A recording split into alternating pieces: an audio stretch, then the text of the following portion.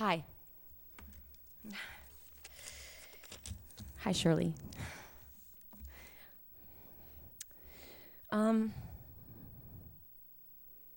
Everybody's so good at dates, I can't remember anything anymore. The days just run together. And thank you, Anna Winter, for reminding me of the first time I did meet Herb, because I couldn't for the life of me remember. It's true, it was on the set of Desperately Seeking Susan. And it's true, he put a pair of underwear on my head. And I thought he was a real geek. I must say that was my first impression of Herb. Anyway, that was the first time I worked with him by default. And then I soon moved out to Los Angeles and ran into Herb again, and his sweet, disarming way, he suggested that we work together again, and I agreed to it. And that was my real first proper photo shoot. And that is when I got herbified. Now, what does it mean to be herbified? It goes a little something like this. He talks you into going to the beach. Then he talks you into taking off your clothes. He talks you into dancing and frolicking in the sand like an idiot. He talks you into getting into the freezing cold ocean. And before you know it, you have sunburn and you're freezing your ass off. And you're sure you've just made a huge fool out of yourself. Anyway, I ended that photo shoot basically swearing that I'd never work with him again.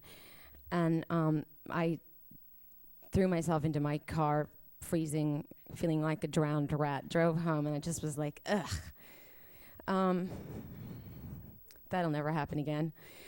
Anyway, I saw the pictures, and of course I changed my mind. And that was the beginning of an incredibly long and fruitful working relationship.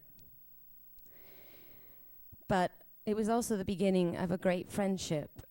Herb was like a big brother to me, a very lovable one.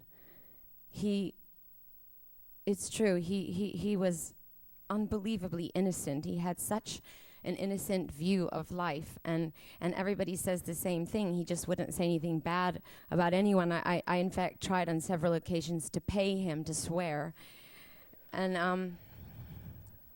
I'm like, come on, Herb, just say fuck. I'll give you $100. Anyway, he never did. So yeah, we worked a lot together, but we also had a lot of fun. A lot of fun. Herb was good at that.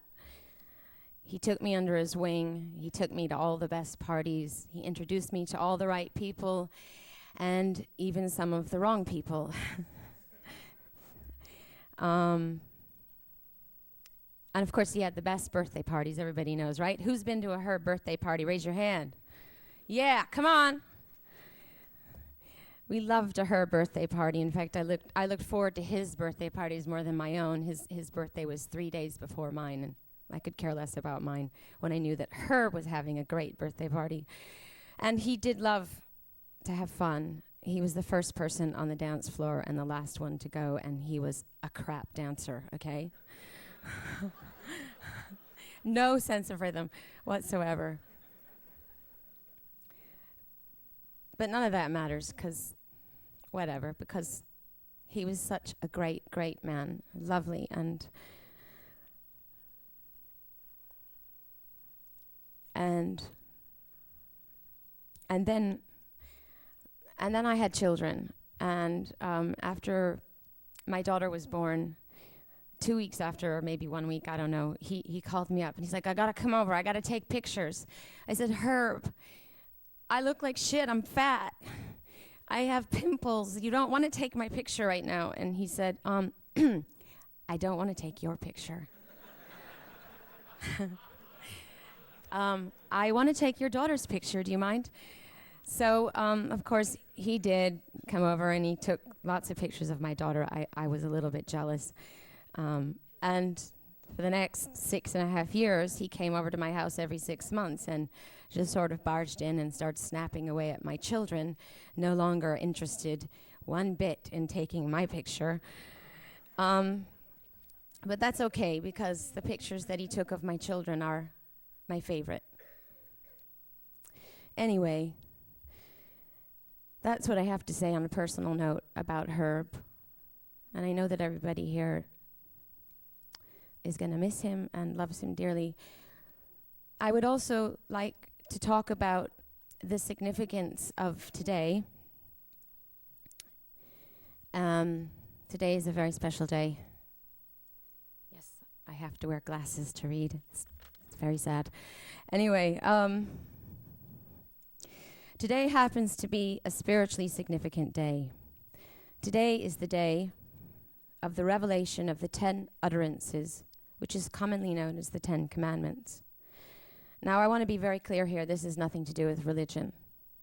What this means is that today we have the ability to tap into the consciousness of immortality, the consciousness that there is no such thing as death, no such thing as an ending, no such thing as time, space, or motion, no such thing as limitations of any kind. Just because we can't see Herb doesn't mean that he's not here. And just because that he's gone from our sight doesn't mean that he has ceased to exist. So today at this memorial, we're not here to say goodbye to Herb, but to renew our connection with him in a different way. In a way that is not hampered by the limitations of physicality. In a way that will never come to an end. Now, I'd like to ask you all to just close your eyes for a moment and to turn off the noise of the outside world, to let go of the burden of intellectualizing every little thing, to try to forget the illusions of our senses, and to liberate ourselves from the conditions of our mind.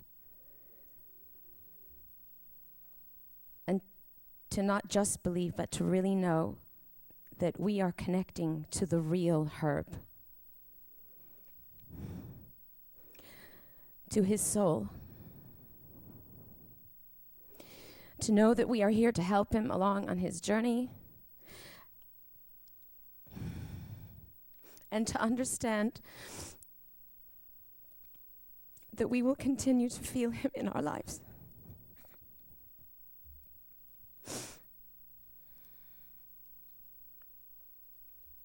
Okay, open your eyes now.